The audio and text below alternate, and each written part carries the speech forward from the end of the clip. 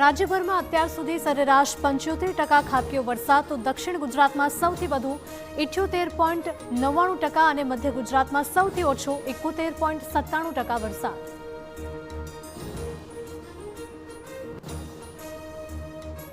भारे वरसादथी राज्यना जलाशयों नवा नीरनी आवक। जीवादोरी समान सरदार सरोवर डेम 79.37% भरायो। 55 डेम 100% सुधी भराया।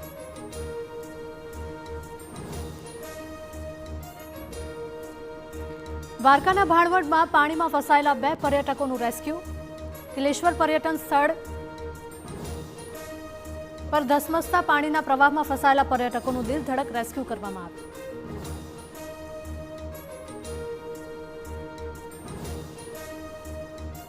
अमदावादनी 7th डे स्कूल में विद्यार्थीनी हत्याना घेरा પડઘા। घटनाना विरोध में एनएसयूआई कार्यकरो सहित विद्यार्थीओ और वालीओनो उग्र देखाव। पोलीसे करी अटकायत।